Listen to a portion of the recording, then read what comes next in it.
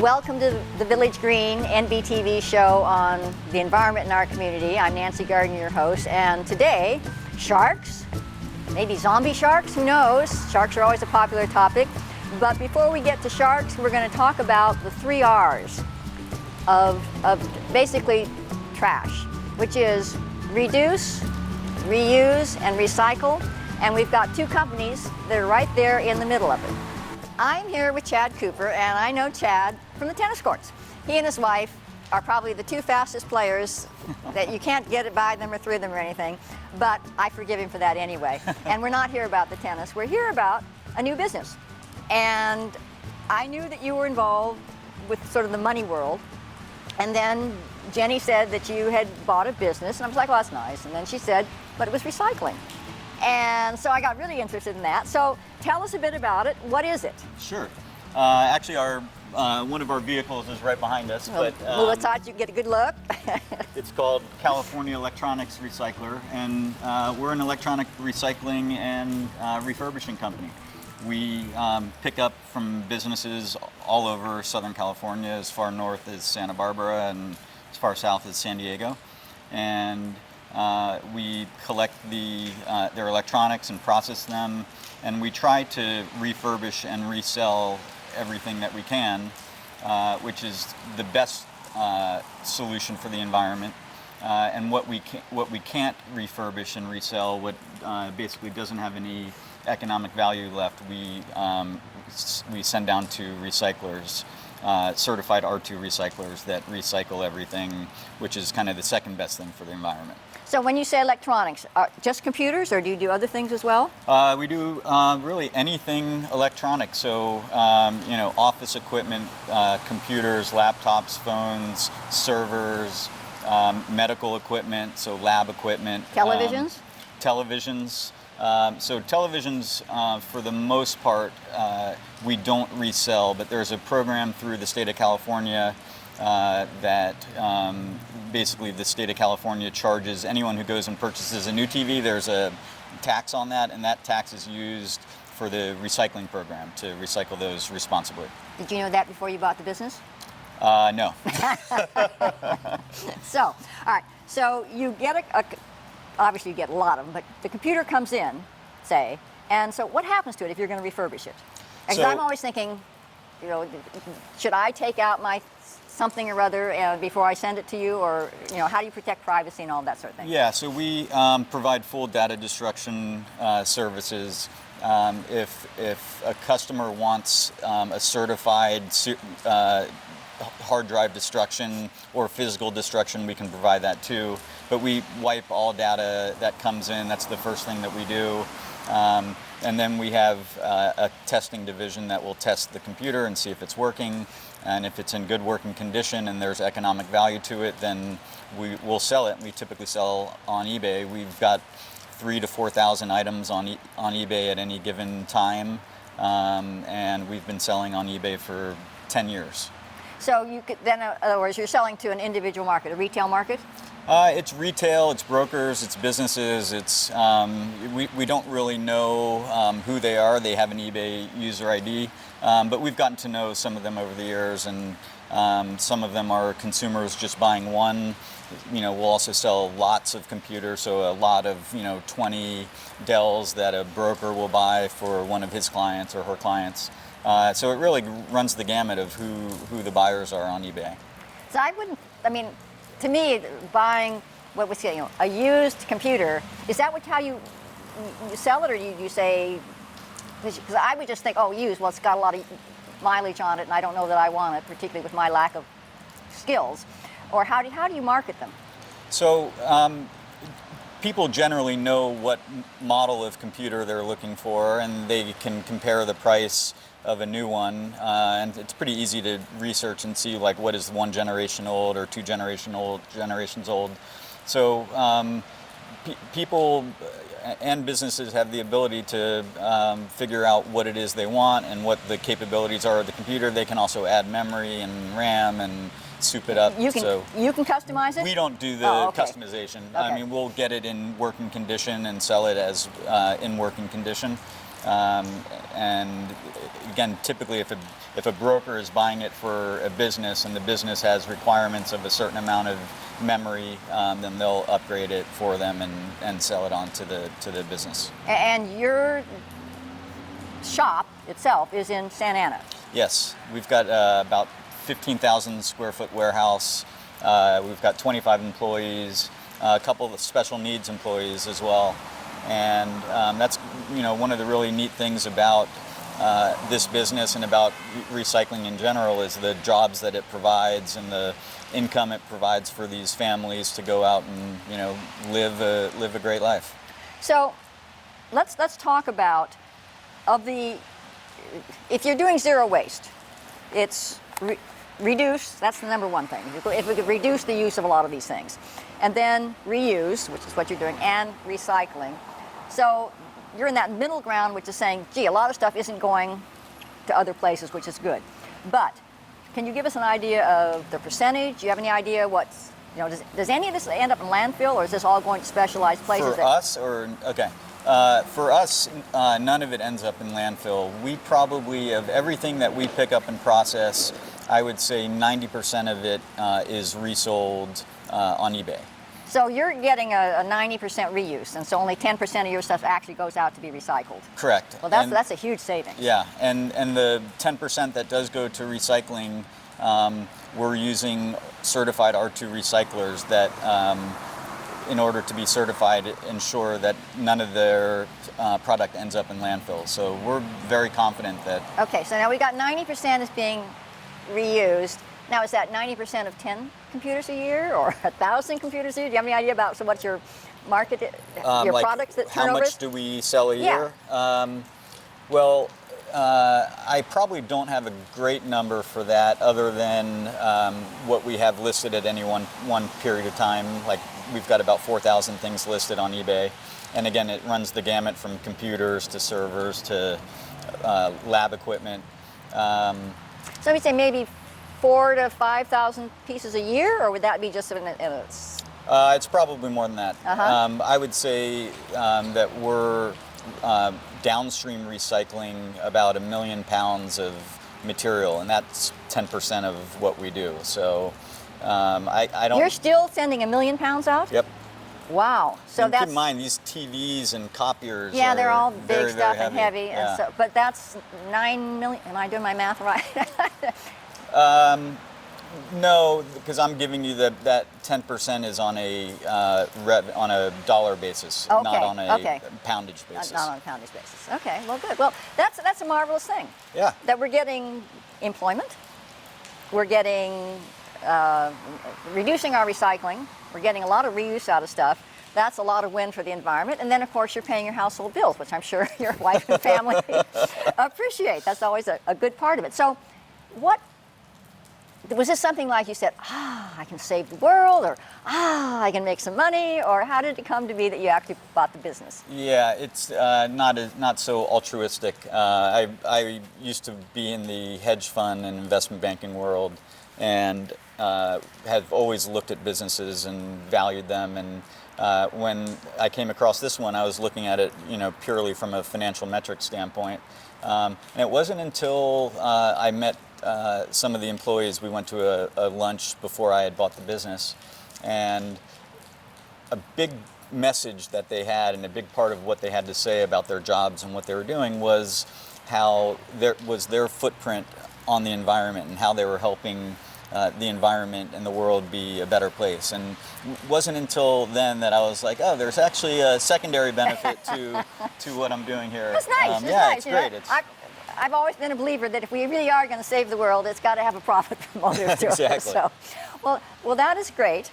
And now, if a business wanted you to pick some stuff up, or individuals, do you pick up individuals too? We don't really do residential Too pickups. Yeah, it's trips. too many ones So, but and if a twos. business, how do they contact you?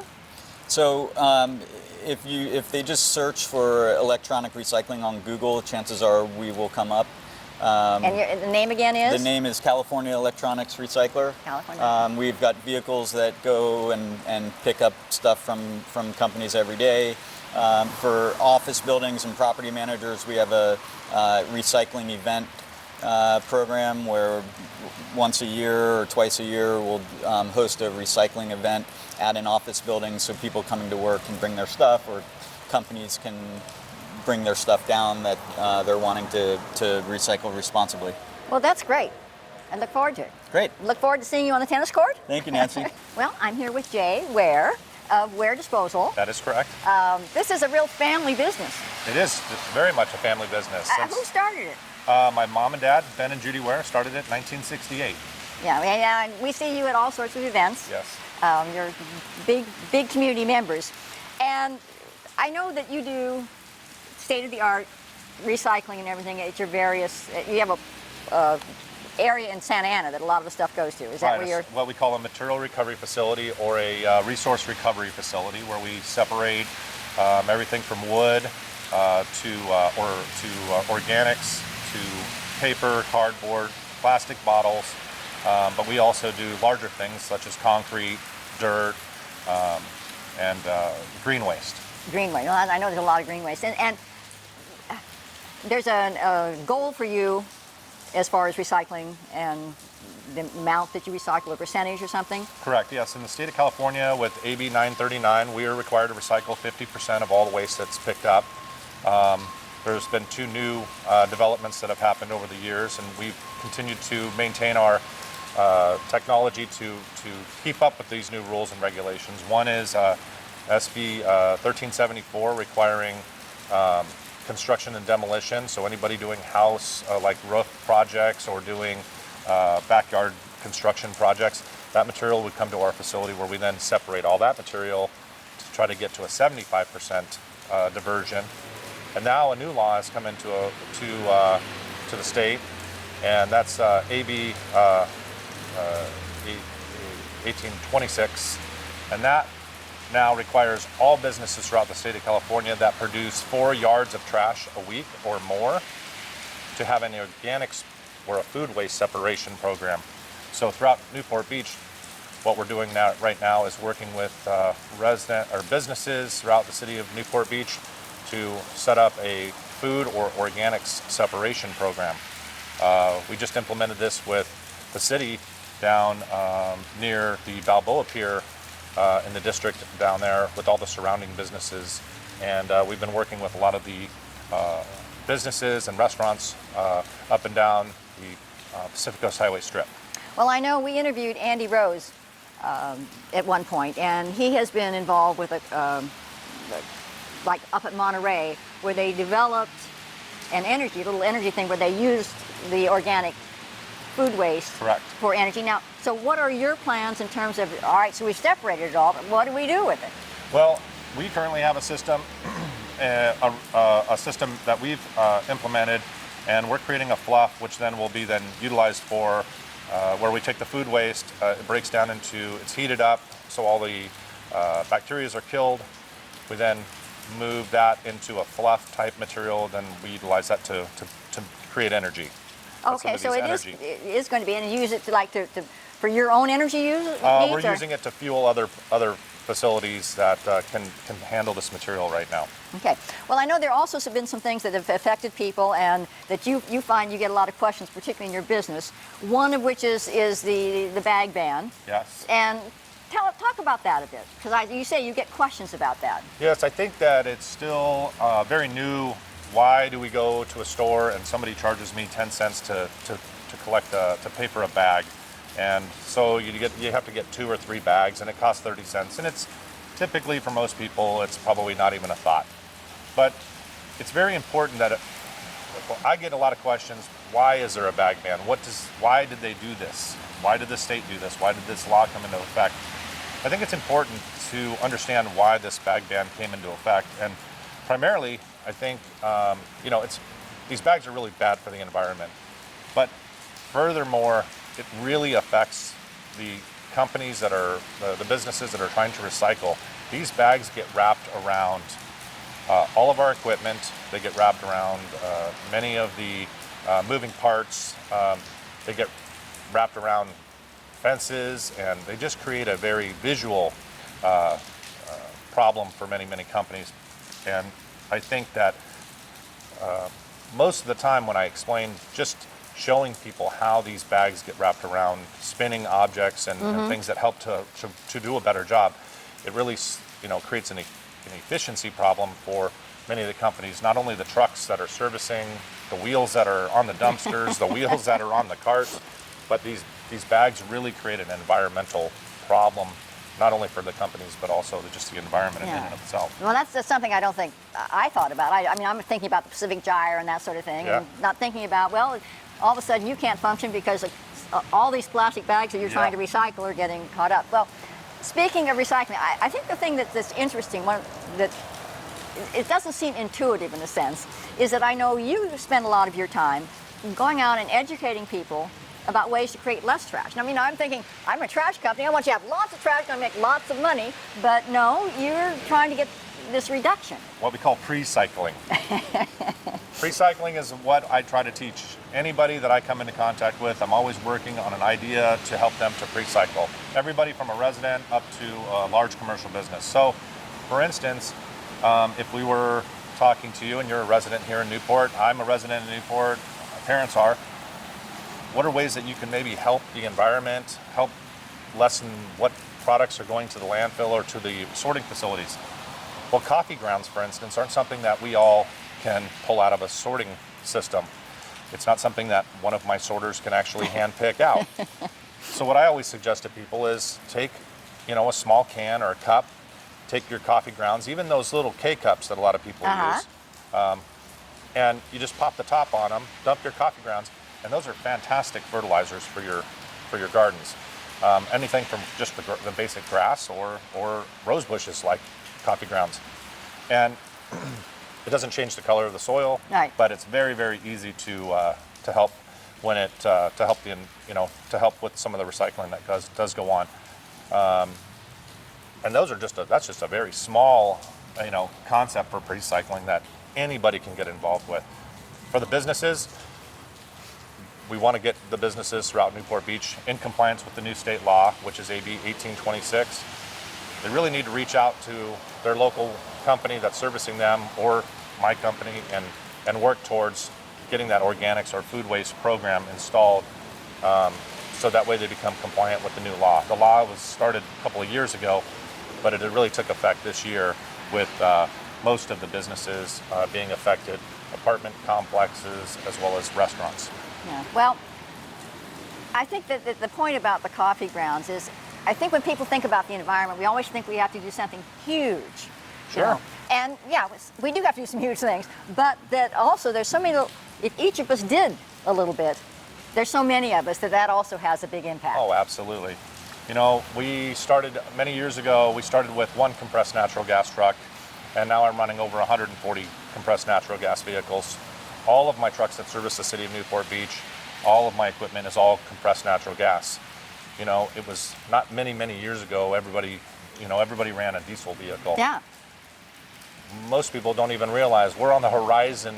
Right now, I can see the horizon of an electric waste truck very, very soon. And it can, it'll go from 0 to 60 in no time at all. And so, we'll be able to we'll be able to pull them up to our houses and plug them on in, and but the environment of technology in the waste industries has changed significantly. We're at our sorting facility. We just worked with a company that used to provide robotics to medical facilities. Most companies realize that these robotics were always used at very high technologically advanced companies, but now they're bringing this new technology or this old technology to companies like ours, where they're looking to use these machineries now to actually do the sorting of smaller products. They can recognize some of the different things? They can actually recognize the difference between colored paper and paper, and they can recognize the difference between a water bottle and a laundry bottle, a laundry detergent bottle. Wow. Very amazing Amazing. technology. And so we're very excited to see what's going to happen, in the newer, in the upcoming years. But technology is changing so fast these days that we really find that, we're able to get it in place and then be able to offer it to the city and to the city of Newport Beach.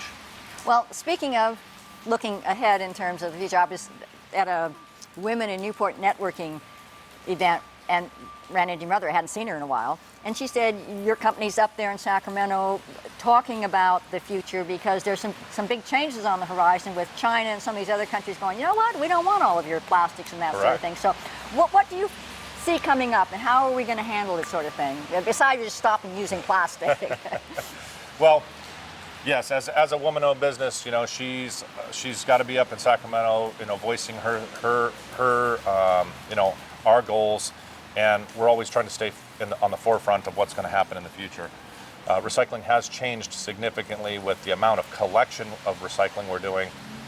Now with the changes that are happening, where material was being internationally traded, we're now having to look back inward and trying to figure out what we can do from a national standpoint to get this material recycled within the United States.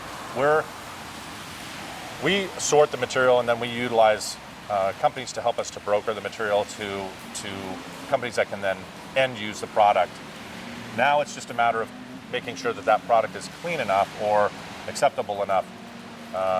So there's been a definite change in the ability to find what is acceptable when it comes to recycling.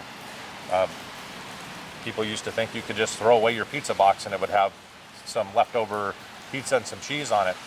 Well, that's no longer the case. Many companies don't want that contaminated pizza box, so we really have to make sure that we, you know, when we recycle, we actually have to clean out the containers. We have to do a little more of our part on making sure that that material is clean enough to recycle. Well, and I think also we have to, all of us, work on our education, and so that those of us, you know, before we put it in the trash, make some of these decisions in terms of this one doesn't go in my recycling bin because, you know, the dog peed on it or something. I don't know, but it goes to the regular trash. The cheese is on the pizza box. Yeah, right. That's a much nicer one. Well, I still like your analogy, though. I think it's so interesting because I don't think that before I sort of got involved with Surfrider, I ever thought too much about that. And I think a lot of people, it's just out of sight, out of mind with trash, but it's such a basic part. I remember I was living on the East Coast years and years ago when they had the sanitation workers strike there. Right. And you're going, I don't know, I think these people are pretty important. I mean, I think what they do is really critical as the trash is piling up. I think I'd rather have my trash man right now than my doctor. Yes, absolutely. So you do great work, and I think the thing that's impressed me most is that your company and others, but you have made such an effort to take a leadership role, to educate people, and to make it, you know, a better world in terms of our trash and what we do with it and how we produce it. So we thank you. We appreciate that. Yes, with having my own kids and understanding kind of the future of what we're looking towards and with the you know, with how much Orange County. I mean, I've grown up in Orange County, and I've done I've always been in Southern California, but the growth in the last 25 to 30 years from what I've seen has been so significant. There's just so many more. There's the population is probably doubled or tripled. I don't even know. Well, and we've got the state saying we want you to grow even more. We've got to find these ways to reduce, not only reduce what we generate, you know, from a waste standpoint, but we've got to find ways to, you know, learn how to do more with less, I guess, or. Well, I think what you're doing with the food waste and things is a great example. Oh, absolutely. Of, you know, creating some energy and that sort of thing, and so you're creating that loop sort of thing. That's great. Now, I know plastics present other issues, but I'm sure that with minds like yours and your mother's, we'll get it solved. Oh, absolutely. Yeah, we absolutely hope so. All right, good. Well, thank you, Jay. Thank you very much. Right. I'm here with Colby Bignell of Smart Marine Systems, which could be almost anything. That's correct. From the team. So, but we sort of think of it as the shark camera, but it's not a camera, I understand. That's so right. Let's start at the beginning. At a certain point, the city decided, because we did have a shark attack. I mean, I know you're from Australia, you're used to that sort of thing, but down here we, you know, haven't had too much of it. And this was an opportunity to keep track of sharks. But as I say, for some reason, I just thought it was a camera. That was sort of the shorthand was shark cam, but that's not at all what it is. So explain what it actually is. So we observe it all visually, but what we're actually receiving is an acoustic feedback. form from Okay. an array of sonar devices that pump out acoustic signals and then receive reflections from objects that are in the way of those signals. So it can tell that through this, you've got software or something that interprets everything, and it can tell that, obviously if it's this big, that's a perch, but this is a young shark or this is a kid swimming through the water. It can make that differentiation? That's correct. So the main IP of the product is the software, which is kind of grown from a machine learning and pattern matching kind of background, where it can assess the different swimming patterns and movement styles of different objects that it's seeing, and then from that point it can determine the probability that it may in fact be a shark. So did it develop in Australia, or? Yes, that's correct. Okay. Yeah, we worked in partnership with people from a British sonar company, and they're very talented software developers, but completely developed in Australia. Okay. Well, that, I mean, and I say, I know you've always had, to my mind, you go to Australia, you swim, you're going to get eaten by a shark. It's an Probably not quite unfortunate that. conception, Yeah, but right. yes, it doesn't do too well for our tourism Right. numbers Well, when it picks up. But That's, yeah, you got, I'm just watching the tennis tournament right now, and then they do a great job of marketing Australia, I must They say. do, It really makes you want to go there, even with the sharks. So it's taking, you've got this thing, it's in the water, and for us it's right off the pier here, the yes, Balboa off the Pier. Balboa. And it's sending out these signals. Now, does that mean someone is there just glued to the screen all the time, or the earphones or something, or how does that work? Luckily not, it would be a hard job if so. So the beauty of the software is when it can tell that something is a very high probability of being a shark, what it does is it actually alerts, it detects, says this is most definitely going to be a shark. What we're going to do is send out a signal, which we'll then receive via an app that we've developed as well. And so that pings to the app to say there's something detected on this sonar over here, and it's moving in this certain direction, it's of this size, and then it will track it as it moves around. Okay, so then you're notified, and then you can take whatever steps That's you feel are correct. So necessary. then- Notify the lifeguards or. That's right. The lifeguards whatever. have a dashboard in their office as well, and they receive the alerts just as us. Oh, okay. So, So- you don't have to necessarily interpret it for them because it's already Yes, in no, language. it works entirely for them. We don't have to be part of the picture at all, but we generally convene on the beach and then take the next step of trying to verify it visually.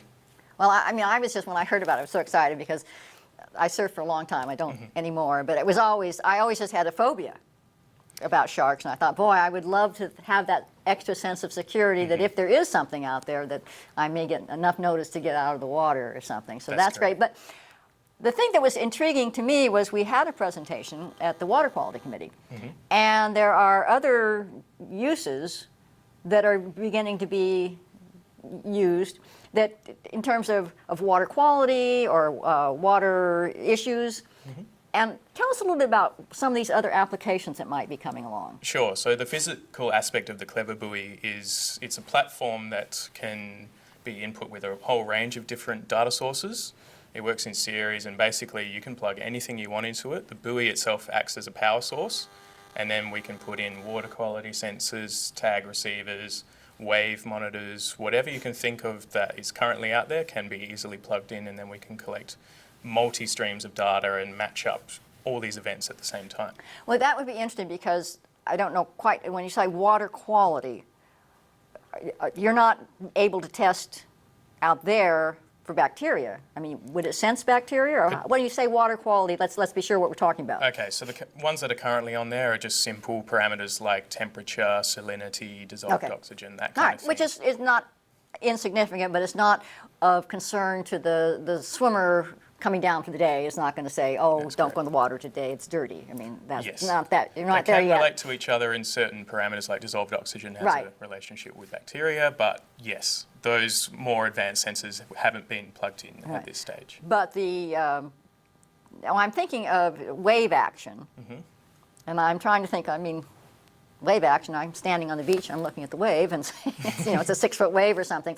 But would there be other applications for that as far We as? can potentially use wave energy to power the buoys at, Okay. at a certain stage in the future. We currently use solar, so they are self-sufficient and fully autonomous, but we can use wave energy.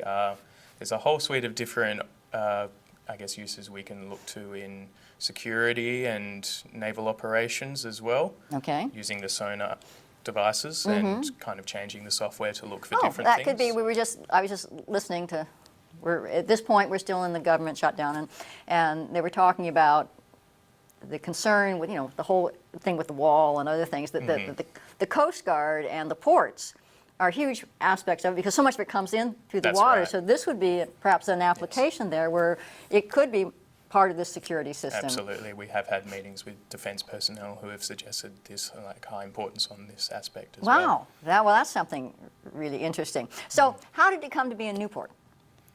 So as you know, there was the shark attack at Corona del Mar in 2016, and that was our initial insight to come over here and show what our technology can do.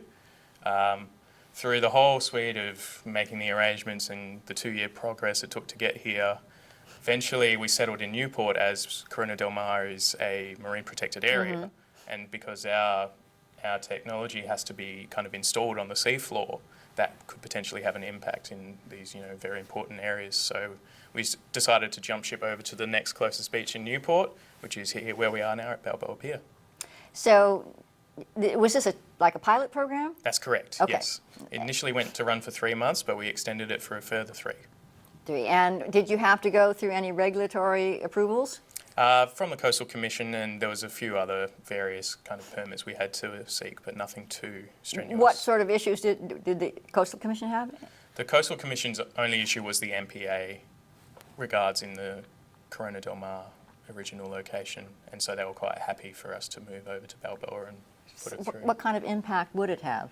Potentially, because we have to water jet it into the seafloor, so that could have an impact on benthic organisms. Okay, right. And so from that standpoint, we thought it would be a lot more longer process to try and get it through over there. But it could at some point, perhaps. I know that they don't want anything in the MPAs, but It something can like actually this. be used as we've been also looking for other opportunities in monitoring MPAs Yeah. using the sonar devices. Perfect, yes, because- and all the Yeah, other yeah. sensors we can attach as well. Or is there some poaching going on? That's right. Because we have one ranger, I think, for I forget, San Diego and Orange County practically. I mean, they're so undermanned or underpersoned And- that this would be a great way of expanding that That's capacity. correct. An MPA is only as good as its enforcement capacity, so this could be a huge thing given it's fully autonomous to be able to monitor, enforce those kind of things, send alerts if someone's out there, as well as look at important scientific questions like how many fish or other animals are coming in and out of these areas. Oh, yeah, cool. That's an important one they want to establish. Oh, Yeah. I mean, it seems like you've got a cornucopia of things that you haven't even begun to exploit yet. That's correct. So how long is it here? It's here until February 10. We've been here since the summer, so it's been a good 6 months. And Has it been valuable for the company? I mean, as far as learning things or working out things? every development brings us a new set of problems and things to address and things to learn and developments as a result to the system to make it better and better. So it's been a highly valuable deployment. And so then you'll be talking to the city to see if they want to continue at some point? Absolutely, that's correct, yeah. I want you to. Yeah, we all want to be I here. still go in the water, so I would still like to know. We've seen the confidence it's given to surfers as well, having it Yeah, out there, so we think it would just- be very important. I agree. Well, thank you so much. It was really interesting. As I say, I thought it was the shark cam when I started, and now I know it's not a camera exactly. It's a very visual display of an acoustic, detection network. And I think it's really exciting, not only from a security standpoint, but from all of the environmental possibilities Absolutely. in terms of, you just say, the water quality, looking at that lack of oxygen or something, and then the MPAs, I hadn't even thought about that, but what an opportunity to provide more information to people monitoring them as far as how they're doing and the fish that they're seeing and everything. So, Absolutely, it really is a clever buoy. It's got a world of opportunity ahead of clever. it. It's a clever boy. I like that. Well, we were sitting over there in the chairs, and I didn't even realize that there was something that was actually we could look at. The reason we're not looking at it more specifically is because it's raining outside. But Colby, tell us about this. So what you're seeing here is just an example of the frames that we use to deploy the sonar units. And so the sonar heads sit in here, and then they sit on this post. This is a temporary version which we weigh down, but the ones out there, we've actually water jetted poles into the seafloor on each corner using effectively a garden hose, and that keeps them in place. And so there's 5 of these out there across the pier, and they together create a continuous kind of array, which we call a virtual net.